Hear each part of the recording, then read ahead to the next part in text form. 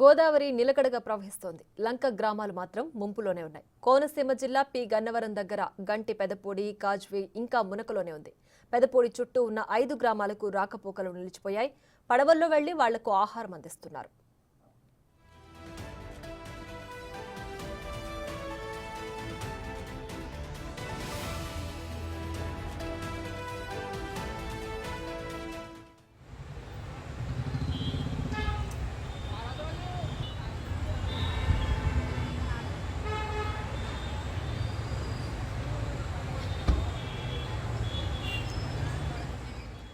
ఇక మరిన్ని వివరాలు మా ప్రతినిధి రాజేష్ కోనసీమ నుంచి అందిస్తారు. ప్రస్తుతం గోదావరిలో నీటి మట్టం నిలకడగా కొనసాగుతుంది. ధవళేశ్వరం ఆనకట్ట వద్ద నుంచి సుమారుగా 15.30 లక్షల క్యూసెక్కుల నీటిని కిందికి విడిచిపెడుతున్నారు.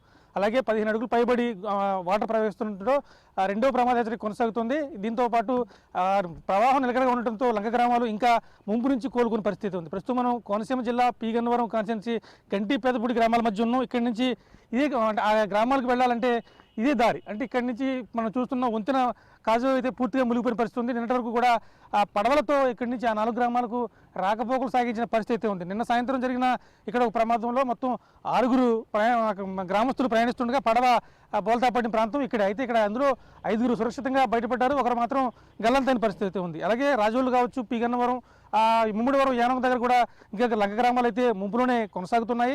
ఒకవేళ భద్రాచలం వద్ద నీటి మట్టం తగ్గుముఖం పట్టినప్పుడు కూడా ఇంకా పెరిగే అవకాశం ఉంది.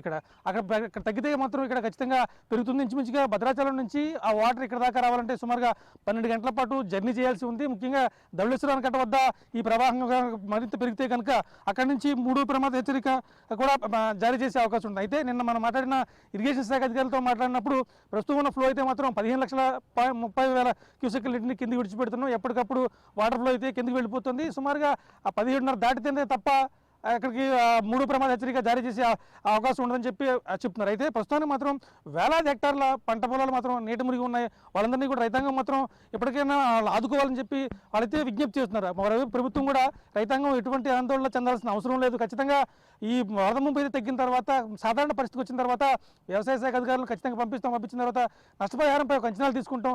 ఆ రకంగానే రైతులకు నష్టపరిహారం ఇస్తామని చెప్తున్నారు. అలాగే ఉద్యాన పంటలు కావచ్చు, ముఖ్యంగా చాలా ఇప్పటికీ కూడా కడియం నర్సరీకి సంబంధించి 1200 హెక్టార్లలో ఆ నర్సరీలన్నీ కూడా ధ్వంసమైన పరిస్థితి ఉంది. ముఖ్యంగా కడియంలో అయితే మాత్రం నిన్న బుచ్చి చౌదరి మాట్లాడుతున్నప్పుడు కొంతమంది రైతులు పంట కాలువలను ఆక్రమణ చేసుకోవడం వల్ల నీరు ఫ్రీగా వెళ్ళకపోవడం వల్ల కడియంలో అయితే ఆపరిస్తుందని చెప్తున్నారు. ఇక కోనసీమ జిల్లా చూసుకున్న తర్వాత తూర్పుగోదావరి చూసుకుంటే ఏజెన్సీలోని 7 గ్రామాలకు కూడా ఇంకా రాకపోకలు లేవు. విలీన మండలాలు ఏవైతే ఉన్నాయో అవి చింతూరు, ఎటపాక తదితర మండలాల్లో మాత్రం ఇంకా రాకపోకలు కొనసాగే పరిస్థితి ఉంది. కోనసీమ జిల్లా, కాకినాడ జిల్లా చూసుకుంటే ఇప్పటికీ కూడా సముద్ర తీర ప్రాంతంలో ఉన్న మత్స్యకారులు ఎవరిని కూడా వేటకు వెళ్ళదని చెప్పి చాలా స్పష్టమైన ఆదేశాలు జారీ చేశారు.